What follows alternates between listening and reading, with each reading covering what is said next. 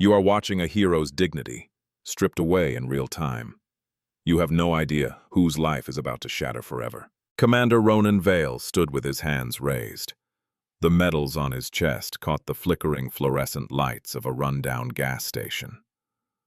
A man who had hunted terrorists through the mountains of Afghanistan and survived the crushing cold of the North Atlantic was now staring down the barrel of a shaky Glock 19 held by a small-town deputy, nursing a grudge. They thought he was a fraud. They thought he was just another drifter playing dress-up.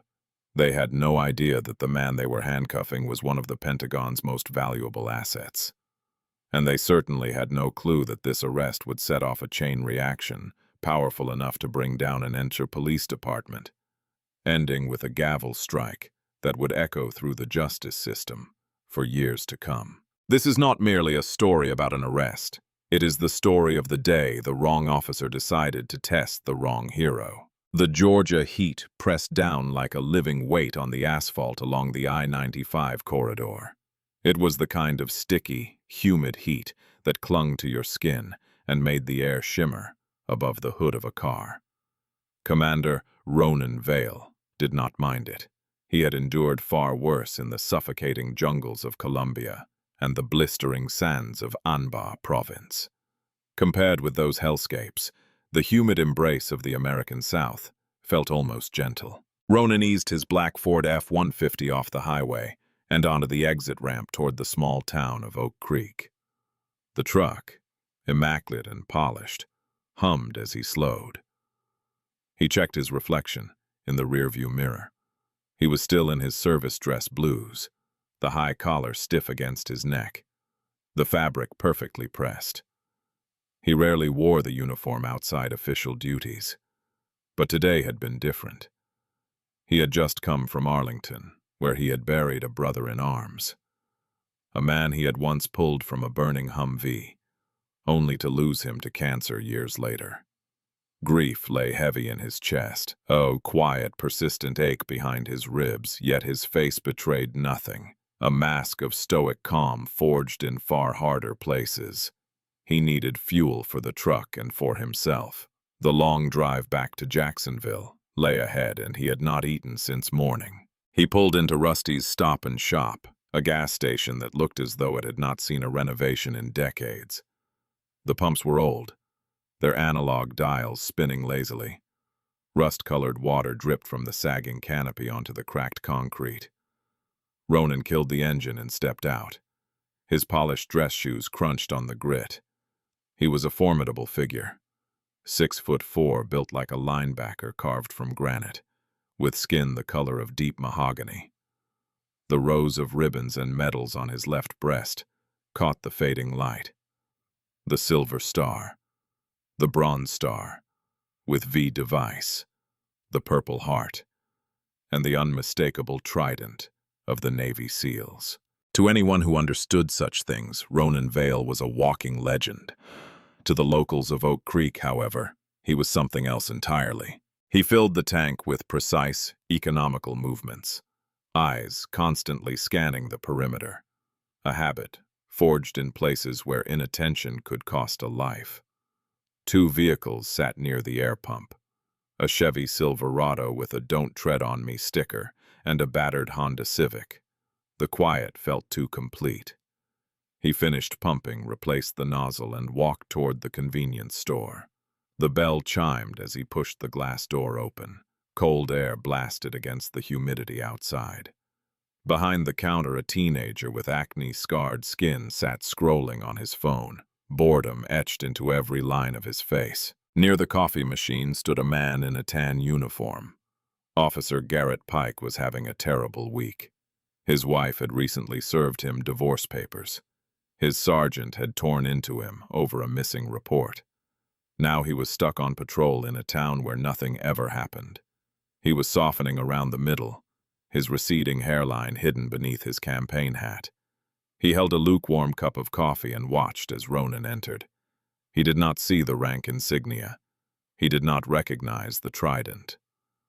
All he saw was a large black man in a sharp uniform walking into his town's gas station as though he belonged there. Pike's jaw tightened. He had seen stolen valor videos online, people dressing up for free drinks or discounts. It made him sick. It felt like an insult to the flag. But beneath that righteous anger lay something else. The way Ronan carried himself, head high, shoulders back, an air of quiet authority that Pike believed he deserved, but had never quite demanded. Ronan nodded politely as he passed. "Evening, officer." Pike did not answer. He simply tracked Ronan with his eyes and set his coffee key down with unnecessary force. Liquid sloshed over the rim. Ronan felt the hostility immediately, a prickling at the back of his neck, the same instinct that had saved him countless times overseas. "Ignore it," he told himself. "Grab a Gatorade, some jerky, and get back on the road." He took a blue Gatorade and a bag of spicy beef jerky and headed for the register. "That's a nice costume." Pike's voice cut through the hum of the refrigerators. It was nasal, sneering. Ronan paused, hand halfway to his wallet. He turned slowly, face impassive. "Excuse me?" Pike pushed off the counter, one hand resting too casually near his service weapon. He swaggered closer, trying to use his physical presence to intimidate. He came up only to Ronan's chin. "I said that's a nice costume," Pike repeated, louder now, for the benefit of the terrified teenager behind the counter. "Halloween's in October, buddy. You're a few months early." Ronan sighed inwardly. He did not have time for this. "This is a service-dress blue uniform, officer. I'm a commander in the United States Navy. I'm just passing through." Pike let out a short, barking laugh. "Commander, look at you. You're too young to have that much fruit salad on your chest." He jabbed a thick finger at the medals. "Silver Star? Really? Where'd you buy that? eBay? The surplus store down on Route 9? "I earned it in the Korangal Valley," Ronan said, his voice dropping, becoming dangerously calm. "Officer, I don't want trouble. I'm going to pay for my items and leave." "You aren't going anywhere," Pike snapped. He stepped in front of Ronan, blocking the door. "I'm detaining you on suspicion of impersonating a military officer. Stolen Valor Act. It's a federal crime, you know." Ronan stared at him. The absurdity was almost comical, yet the glint in Pike's eyes was anything but funny. This was not about law. This was about power. Pike needed to win. He needed to cut someone down to size so he could feel big again. "Officer," Ronan said slowly, keeping his hands visible, "my ID is in my back pocket. My military identification is in my wallet. If you let me reach for it, I can clear this up in 10 seconds. I bet you got a fake ID to match the fake suit." Pike sneered. "Turn around. Hands on your head. Now." "You are making a mistake," Ronan warned, voice steady. "A very expensive mistake. Are you threatening me, boy?" Pike's face flushed red. He unclipped the retention strap on his holster. "I said hands on your head. Do it now, or I will light you up." The teenager behind the counter dropped his phone. "Officer Pike, maybe you should check his ID," the boy said, voice trembling. "Shut up, Cody!" Pike shouted without turning. Ronan calculated the odds. He could disarm Pike in less than 2 seconds. A wrist lock, an elbow hyperextension, and the officer would be on the floor before his weapon cleared the holster. But Ronan was not an insurgent. He was a commissioned officer. Assaulting a police officer, even a crooked one, would end his career and give them the excuse they needed to bury him. He had to play this by the book, even while Pike burned the book page by page. Slowly, deliberately, Ronan raised his hands and interlaced his fingers behind his head. "Good," Pike grunted. He moved behind Ronan and kicked his legs apart roughly. "Spread them wider." He patted Ronan down with aggressive force, searching for weapons but mostly trying to provoke a reaction. He found the wallet and yanked it out, tossing it onto the dirty floor without even glancing at it. "You dropped my ID," Ronan said quietly. "It's fake anyway," Pike spat. He grabbed Ronan's wrists and slapped the cuffs on, ratcheting them far too tight. The metal bit into bone. "You know, People like you make me sick, Pike said. Real men died for that uniform, and you think you can just wear it to look tough. I am asking you to look at the ID on the floor, Ronan said, wincing as Pike wrenched his arms upward. Check the CAC card. Run the DOD number. I'll run whatever I want when I get you to the station. Pike shoved Ronan toward the door. Move. Outside, the humid air wrapped around them again. Pike marched Ronan to his cruiser, a black and white Dodge Charger, parked haphazardly near the entrance. He shoved Ronan against the hood, the engine heat radiating through the uniform trousers. You have the right to remain silent, Pike droned, reciting the Miranda warning with bored indifference. Anything you say can and will be used against you. Ronan rested his forehead against the hot metal and closed his eyes. He thought of the phone call he would have to make. He thought of Admiral Quentin Hale, the man who had pinned that trident on him years earlier. Officer Pike, Ronan interrupted, voice calm.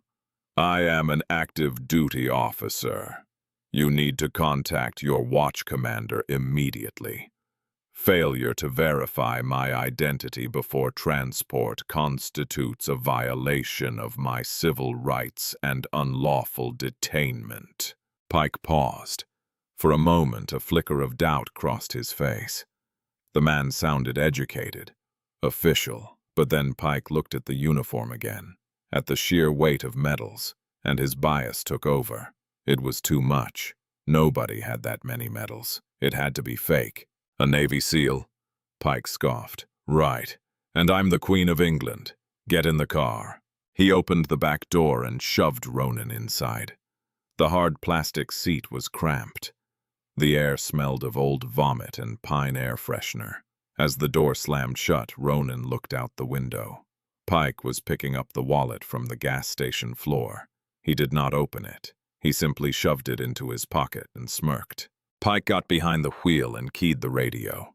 Dispatch, this is 4 Alpha 20. I'm 1015, with one male subject at Rusty's, impersonating military personnel, resisting arrest, disorderly conduct. Copy that, 4 Alpha 20, the dispatcher crackled back. Ronan sat back, wrists throbbing. Resisting arrest, disorderly conduct. The charges were piling up, fabricated from nothing. As Pike threw the cruiser into reverse, tires screeching, Ronan looked straight at the partition between them and caught Pike's eyes in the rear-view mirror. You just ended your career, Pike, he whispered to the empty back seat. The cruiser sped toward the station, kicking up dust. But back at the gas station, Cody the teenager was trembling. He picked up his phone. He had been recording the entire encounter on Instagram Live since Pike started shouting. Yo, Cody whispered to his followers. Y'all ain't gonna believe what just happened. Pike just arrested a Navy SEAL. This is gonna be crazy. The video gained views rapidly. It spread to Stolen Valor communities where veterans immediately recognized the commander. The storm was not coming. It had already arrived. The Oak Creek Police Department smelled of stale coffee, floor wax, and aggressive apathy. It was a small brick building that doubled as the county lockup, a place where careers went to die and power trips went unchecked. Officer Pike shoved Ronan through the heavy steel door of the booking area. The handcuffs were still ratcheted tight, cutting off circulation to his thumbs. Move it, Stolen Valor! Pike barked, pushing Ronan toward the booking desk. Behind the high counter sat Sergeant Harlan Crow.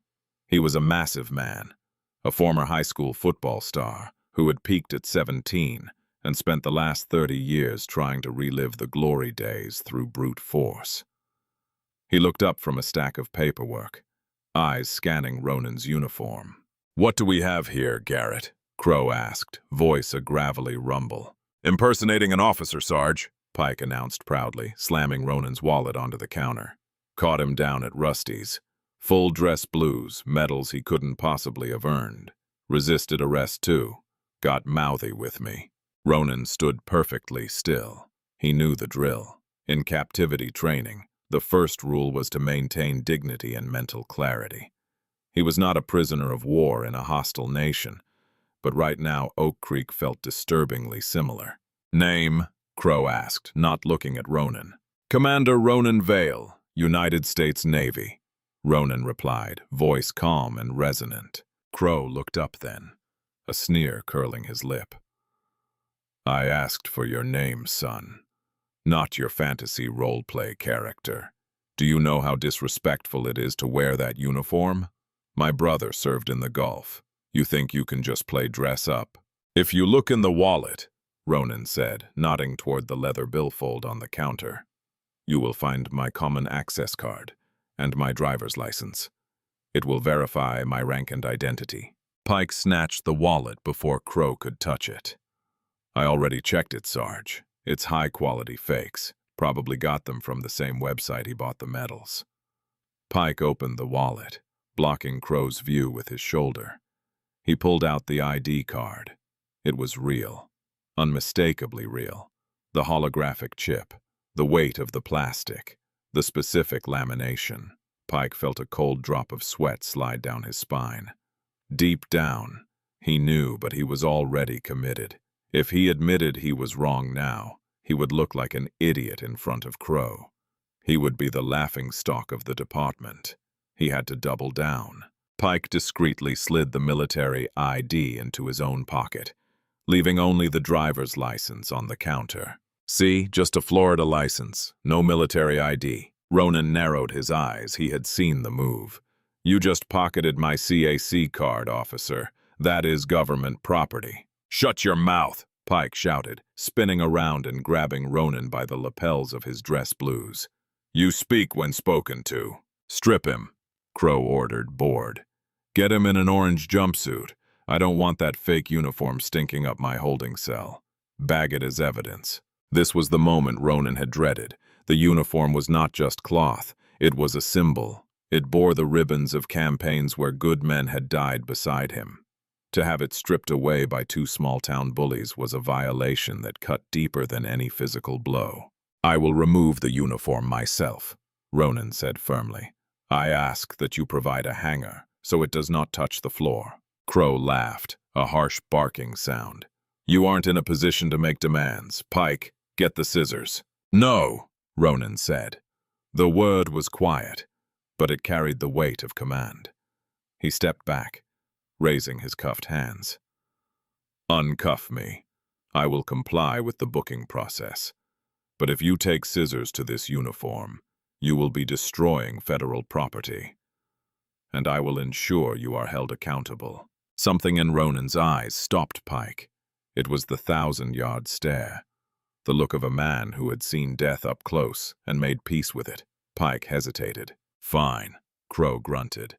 "Uncuff him, but if he twitches, tase him." Pike unlocked the cuffs. Ronan rubbed his wrists where deep red welts had already formed. Slowly, methodically, he began to undress. He removed the jacket, folding it with precision. He removed the tie. He placed the medals on the counter, handling them like sacred objects. Pike watched, waiting for a mistake. When Ronan was down to his t-shirt and boxers, Pike kicked the pile of pristine clothes onto the dirty linoleum floor. "Oops," Pike smirked. Ronan looked at the heap of blue fabric on the dusty floor. He looked at Pike. He did not scream. He did not attack. He simply memorized Pike's face. "You have made your choice," Ronan said softly. They threw him into the holding cell at the back of the station, a 10-by-10 concrete box containing a steel toilet and a wooden bench. The only other occupant was a greasy-haired local named Earl, sleeping off a meth binge in the corner. Ronan sat on the bench and closed his eyes. He needed to make a move. "Phone call!" he shouted toward the bars. "I am entitled to one phone call." Pike walked by, swinging a set of keys. "Phone's broken, Commander. Maybe we'll fix it later. Sit tight." He walked away, whistling. He felt good. He had shown the big man who was boss.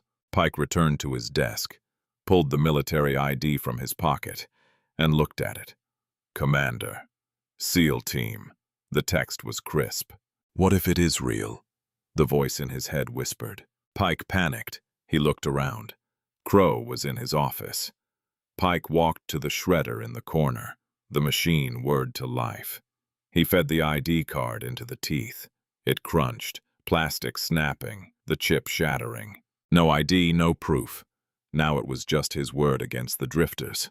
But Pike had forgotten one thing. In the wallet, tucked behind a credit card, was something else he had not seen. He threw the wallet into an evidence bag and tossed it into the locker. Inside that wallet was a heavy-stock business card, cream-colored with a gold-embossed seal of the Department of Defense. On the back, handwritten in blue ink, was a direct number and a name. Admiral Quentin Hale. And below that, a note. "Call me any time, son. You earned it." While Ronan sat in the cold silence of the Oak Creek jail, the world outside was beginning to scream. Cody, the teenager from the gas station, had not only posted the video to Instagram, he had posted it to TikTok with the caption, "Cop arrests Navy SEAL for no reason. This is wild." The algorithm caught the scent of conflict. The video spread rapidly, gaining thousands of views and then tens of thousands more. When it reached the Stolen Valor subreddit and the U.S. Navy SEALs Facebook group, the spark became an inferno. Veterans are a tight-knit community. They police their own. Usually they are the first to call out fakes, analyzing ribbon placement, haircuts, and uniform fit with forensic precision. They were ready to tear the man in the video apart.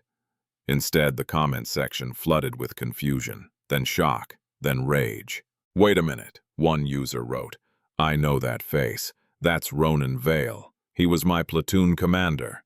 That is not a fake." "Can confirm," wrote another. "He's active duty, Special Warfare Group 2. This cop is out of his mind. Look at the rack. He's wearing the silver star he got for the extraction in Yemen. This is insane." The video was ripped from TikTok and posted to X. A prominent military journalist with hundreds of thousands of followers and a direct line to the Pentagon's Public Affairs Office picked it up. He tweeted, "Oak Creek PD in Georgia appears to have arrested Commander Ronan Vale, a decorated Navy SEAL, on charges of stolen valor. I am reaching out to the Navy for comment. If this is true, heads are going to roll." The tweet went viral instantly. The phone lines at the Oak Creek Police Department began to ring.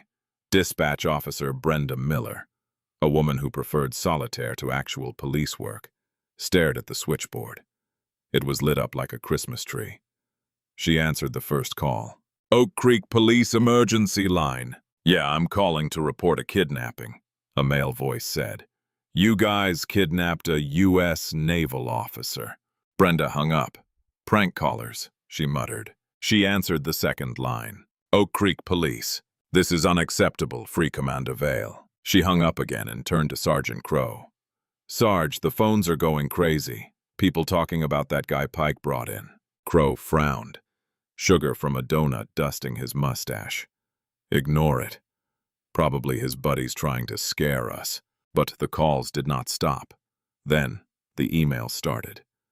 Then the ancient fax machine in the corner began screeching, spitting out page after page. The atmosphere in the station shifted.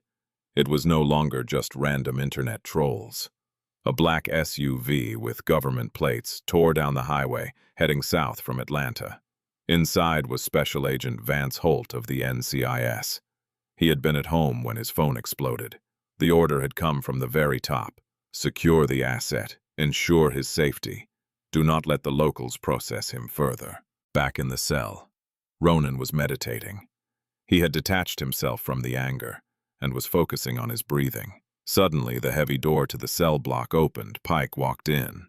He looked different now, paler, sweatier. He checked his phone every few seconds. "Hey," Pike hissed through the bars. "Who are you really?" Ronan opened his eyes. "I told you, Commander Ronan Vale. My cousin saw a video online," Pike stammered, his bravado crumbling. "People are saying you're real. If you're real, why didn't you stop me? Why did you let me arrest you?" Ronan stood and walked slowly to the bars. He towered over Pike. "I didn't let you do anything, officer. You chose this. You had every opportunity to check my ID. You chose to destroy it. Pike's eyes widened. How did you know? I heard the shredder, Ronan said calmly. It has a distinct sound, and I know men like you. You destroy what you fear. Listen, Pike whispered, glancing back at the door. We can fix this. I can let you out the back. We drop the charges, you just walk away. You get in your truck and leave. No harm, no foul, right? It was a desperate, pathetic offer, a bribe to silence the storm. No, Ronan said. What do you mean, no? Pike hissed. I'm offering you a free pass. I don't want a free pass, Ronan said, gripping the cold steel bars. I want justice. You humiliated me. You disgraced my uniform. And if you did this to me, a commander in the United States Navy, I can only imagine what you do to the civilians in this town who don't have my rank or my resources. I am not leaving this cell until my JAG officer arrives. You're making a mistake, Pike threatened, but his voice shook. Nobody comes to Oak Creek to help people like you. They are already coming, Ronan said. Can't you feel it? Outside, the rumble of an engine cut through the night. But it was not yet the NCIS agent. It was something louder. A group of local bikers, the Patriot Riders, a motorcycle club composed of veterans, had seen the alert. They had chapters all over Georgia. 15 Harleys roared into the gas station parking lot across the street from the police station. They were not there to attack. They were there to witness. They lined up their bikes, headlights pointing at the station, and stood with arms crossed. Inside, Crow looked out the blinds. What the hell is going on out there? The phone rang again. Crow snatched it up. Oak Creek Police. Get off my line. This is Admiral Quentin Hale, Commander of Naval Special Warfare Command. The voice boomed like it commanded fleets. I am speaking to the officer in charge. Crow froze. The donut dropped from his hand. This is Sergeant Crow. Sergeant! Hale's voice was ice. You have a man in your custody named Ronan Vale. If he is not released to the custody of NCIS Agent Holt, who is minutes away, I will personally fly down there and have the National Guard dismantle your station, brick by brick. Do you read me? Crow swallowed hard. He looked at Pike, who had just walked back into the room looking like a ghost. Pike? Crow whispered, covering the receiver. What did you do? I thought he was fake, Sarge, Pike whimpered. He's got the Admiral of the Navy on the phone, Crow roared. The Admiral? Pike's knees gave out. He slumped into a chair. The front door of the station burst open. It was not yet the NCIS agent. It was a woman in a sharp gray suit carrying a briefcase. She walked in with the confidence of a predator entering a petting zoo. Miranda Brooks, attorney at law, she announced, slamming a card on the counter. I represent Commander Vale. I demand to see my client immediately, and I advise you both to stop talking, because right now every word you say is adding another zero to the lawsuit I am about to file. Pike looked at Crow. Crow looked at the phone.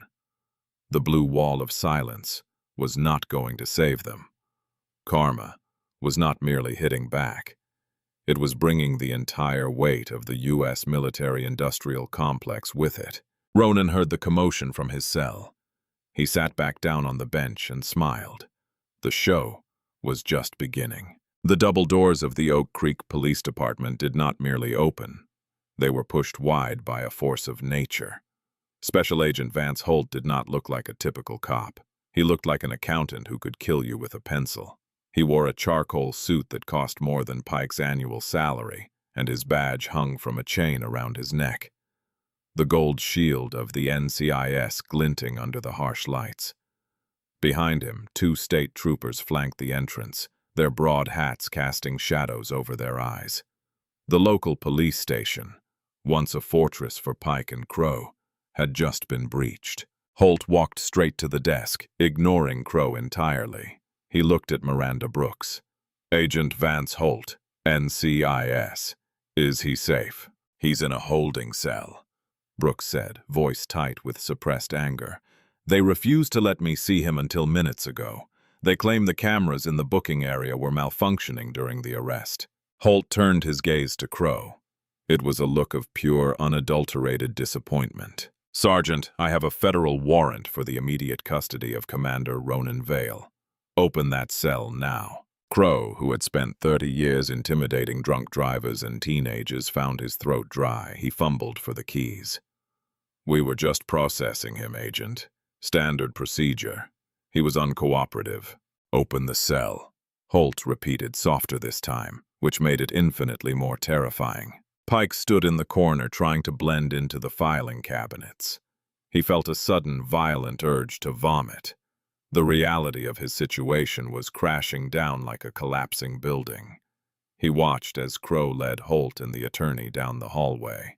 When the cell door clanked open, Ronan was standing in the center of the room. He was still in his undershirt and boxes, feet bare on the cold concrete. His dress uniform remained in a pile on the floor of the booking room, where Pike had kicked it. Holt stepped into the cell. He did not salute. That was not protocol in this environment, but he offered a hand. Commander, I'm Special Agent Holt.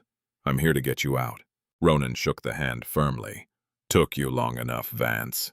Traffic, Holt said, cracking a rare, thin smile. Let's get you dressed.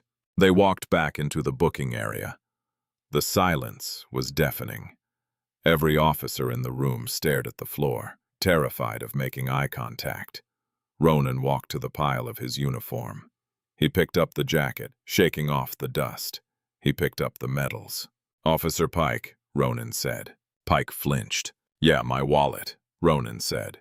And my identification. Pike froze. The room seemed to tilt. I put it in evidence. Get it, Holt ordered. Pike walked to the evidence locker, with the gait of a man, heading to the gallows. He retrieved the plastic bag and handed it to Holt. Holt opened the bag, pulled out the wallet, and checked the slots. He looked up, eyes narrowing. Where is the common access card? Where is the military ID? It wasn't in there, Pike lied. The lie was thin, brittle. That is a lie, Ronan said calmly, buttoning his shirt, restoring his dignity one button at a time. I handed it to you. You put it in your pocket. Then, while I was in the cell, I heard the distinct sound of a cross-cut shredder. All eyes turned to the shredder in the corner of the room. It sat there, innocent and beige, a plastic bin full of secrets. Holt did not ask Pike. He turned to one of the state troopers. Secure that shredder. Bag the entire bin. We'll have the lab reconstruct every scrap. If we find federal identification in that bin, Officer Pike, I am going to add destruction of government property and obstruction of justice to the list of charges. Pike made a sound that was half whimper, half sob. I panicked. I thought it was fake. You shredded it? Crow shouted, turning on his subordinate instantly. You idiot.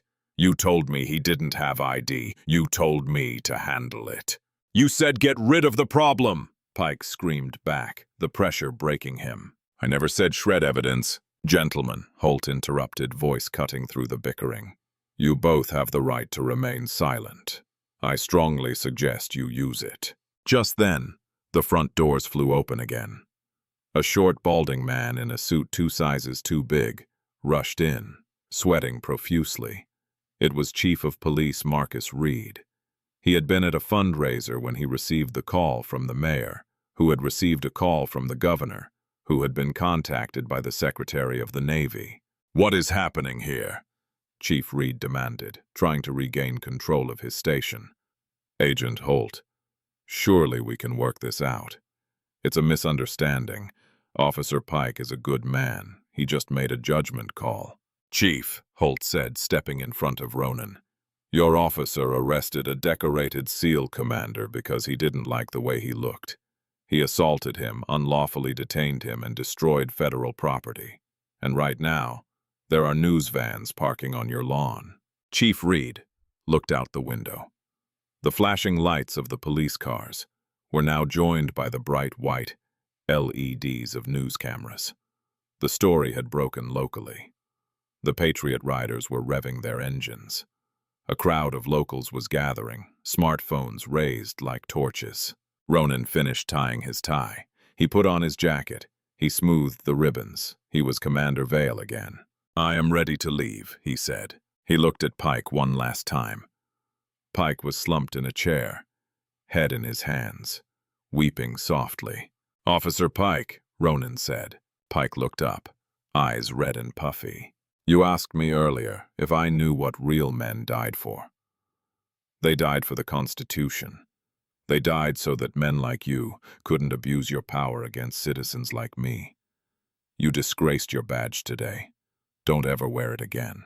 Ronan turned and walked out the door, Holt and Brooks flanking him. As he stepped into the humid Georgia night, flashbulbs erupted.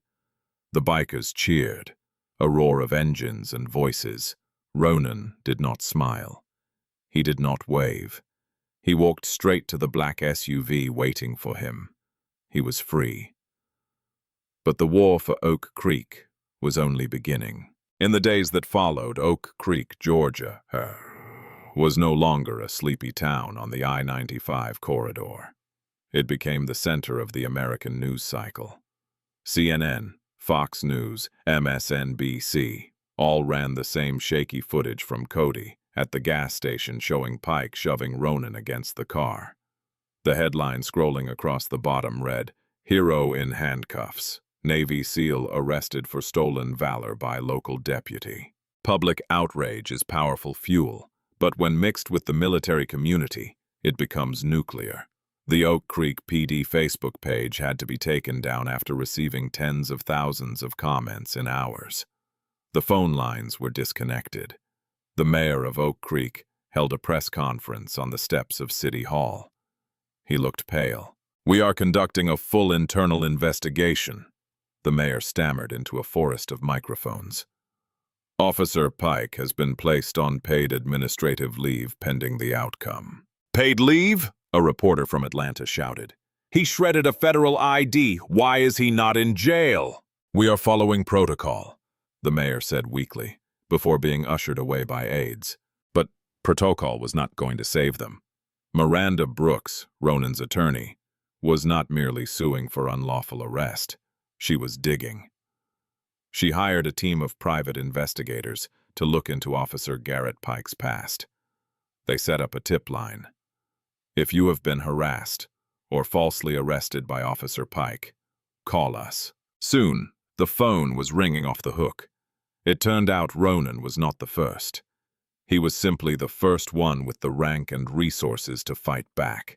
There was a college student from Florida who had been arrested for DUI, despite blowing a 0.00. Pike had claimed he smelled marijuana, impounded the car, and cash in the glove box had mysteriously vanished. The charges were later dropped, but the student lost his scholarship. There was a single mother pulled over for a broken taillight. Pike had kept her on the side of the road for hours, searching her car without a warrant and threatening to call Child Protective Services if she did not cooperate. There were dozens of them. A clear pattern of predation. Pike targeted out-of-towners, minorities, and people he thought could not fight back. He was a bully with a badge, protected by a system that prioritized shielding its own over delivering justice. But now, the FBI was involved. Because Pike had destroyed a military ID and violated the civil rights of a service member, the Department of Justice opened a parallel investigation. They did not merely look at the gas station incident. They subpoenaed everything. Body cam footage from the last several years, dash cam logs, arrest reports. What they found was rot that went deep. Sergeant Harlan Crow was not merely a lazy supervisor. He had been signing off on Pike's false reports. He had been covering for him. It was a racket. They had been seizing cash from drug stops that were actually innocent travelers, using civil asset forfeiture laws to pad the department's budget. Before long, the hammer dropped. Ronan sat in a hotel suite in Atlanta watching the news. He was dressed in civilian clothes, jeans and a t-shirt. He looked tired. The media attention was exhausting. He hated the spotlight. He just wanted to return to his team. "Turn it up," he said to Agent Holt, who sat on the couch working on a laptop. On the television, the United States Attorney for the Southern District of Georgia stood at a podium. "Today, a federal grand jury has returned a 12-count indictment against Garrett Pike and Sergeant Harlan Crow," the attorney announced. The list of charges was staggering: deprivation of rights under color of law, obstruction of justice for the shredding of the ID, falsifying federal records, kidnapping, wire fraud. "Furthermore," the attorney continued, "we are launching a consent decree investigation into the entire Oak Creek Police Department to determine if there is a systemic pattern of unconstitutional policing." The camera cut to the Oak Creek station. It was being raided. FBI agents in windbreakers carried out boxes of files. Computer towers were loaded into trucks. Then came the shot everyone had been waiting for. The back door of the station opened. Officer Pike walked out. He was no longer in uniform. He wore an orange jumpsuit. His hands were cuffed behind his back, ankles shackled. He looked small. The arrogance was gone. He glanced at the cameras, and for a split second, he looked terrified. Behind him, Sergeant Crow, looking furious and shouting at the agents, but being shoved into the back of a federal transport van all the same. In the hotel room, Holt closed his laptop. They denied bail, flight risk. Pike tried to buy a ticket to Cancun yesterday morning using his mother's credit card. Ronan shook his head. "He ran." "He tried to," Holt said. "Didn't make it past airport security. Turns out he's on the no-fly list now." Ronan stood and walked to the window, looking out over the Atlanta skyline. He did not feel joy. He did not feel triumph. He felt a solemn sense of closure. "It wasn't just about me, Vance," Ronan said quietly. "No," Holt agreed. "It never is. You just happened to be the rock that broke the lawnmower." But the drama was not over. The criminal trial was coming, and Pike, desperate and cornered, was not going to go down without dragging everyone else with him. He had one card left to play, a black book he had kept hidden in his garage. It contained the names of local judges and council members who had benefited from his confiscations. Pike was going to sing, and the song was going to burn Oak Creek to the ground. The federal courthouse in Savannah, Georgia, was a fortress of limestone and judgment. In the time that followed, the black book, a battered notebook Pike had kept hidden in his garage, detonated like a bomb. Terrified of the mounting federal charges, he had tried to cut a deal by exposing a decade-long scheme in which the mayor and Chief Reed had targeted out-of-towners for cash seizures. Pike thought offering up the big fish would save him. He was wrong. The trial of United States versus Garrett Pike began on a rainy day. The courtroom was packed with veterans, bikers, and active-duty SEALs sitting in silent solidarity behind Commander Ronan Vale. Assistant U.S. Attorney Evelyn Kane, known as the Shark, wasted no time. She stood before Pike, who looked gaunt and shaken in his cheap suit. "Mr. Pike," Kane began, holding up a plastic bag containing the reconstructed remnants of Ronan's common access card. "You claimed you shredded this ID because you panicked. You claimed you thought it was fake." "I did," Pike stammered. "It didn't look right. I was scared." "Scared?" Kane raised an eyebrow. "Let's listen to what you really felt." She signaled the tech specialist. A hush fell over the room as audio from a rookie officer's body cam, accidentally left recording in the locker room, played over the speakers. "I don't care if it's real, Sarge." Pike's voice sneered through the static. "If we shred it, it's his word against ours. Who are they going to believe? A cop or a black guy passing through?" The gasp in the courtroom was audible. The jury looked at Pike with undisguised disgust. The defense's panic had just been exposed as cold, calculated malice. Pike slumped in his chair, realizing his own arrogance had buried him. Then it was Ronan's turn. He took the stand, not with anger, but with quiet, devastating dignity. "Commander Vale," Kane asked, "how did that arrest affect you?" Ronan looked at the jury. "I have served in Afghanistan and Iraq. I know who the enemy is in those places. But he's standing in that gas station, handcuffed by a man sworn to protect the Constitution. That was a betrayal, deeper than any shrapnel. He paused, his gaze drifting to Pike. If he could do that to a commander in uniform, I lay awake thinking about what he did to the people who didn't have my rank or resources. I am here for them. The defense tried to paint Pike as a victim of a corrupt system, a man merely following orders. But the jury was not buying it.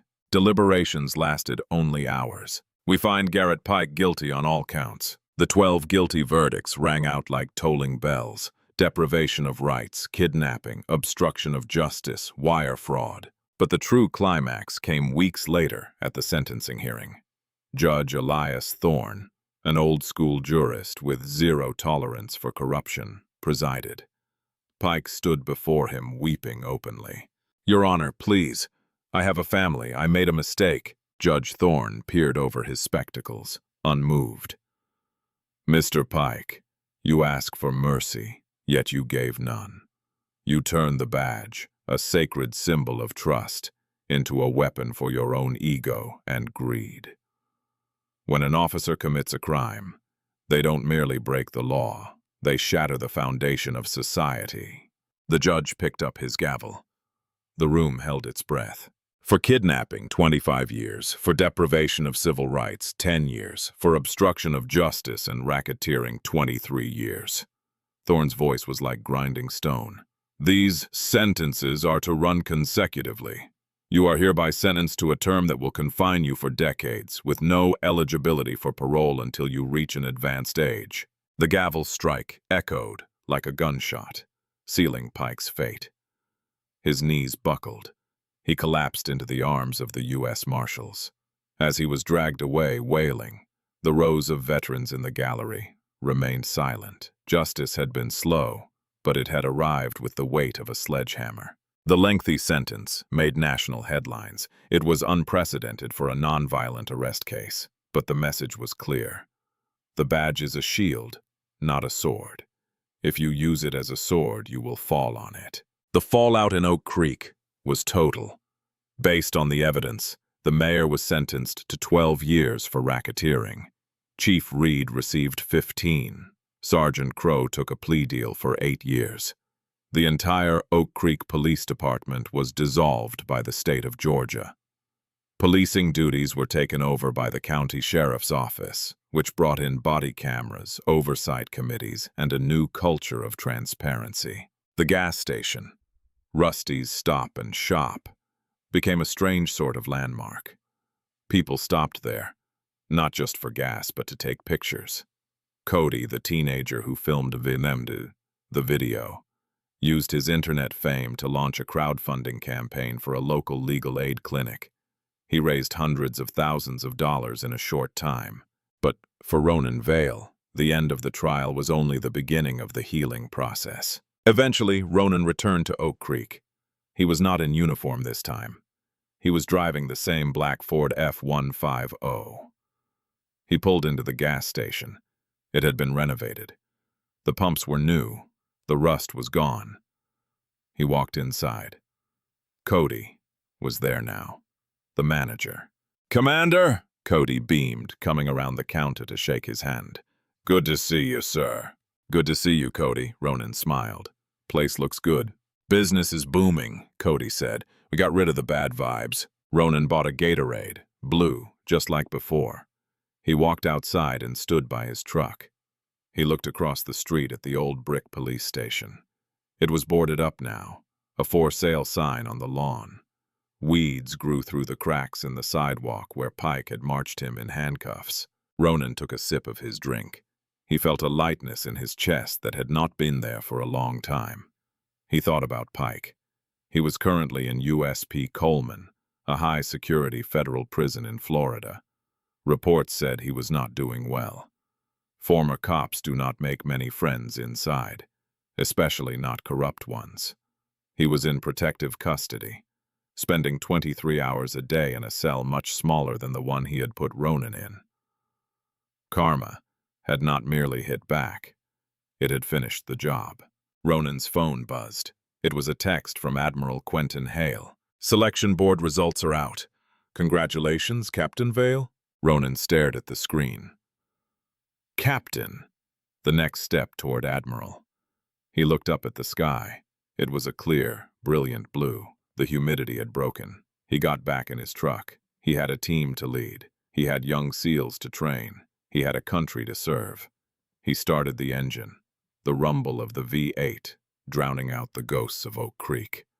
As he pulled onto the highway, merging into the traffic of I-95, Captain Ronan Vale did not look in the rearview mirror.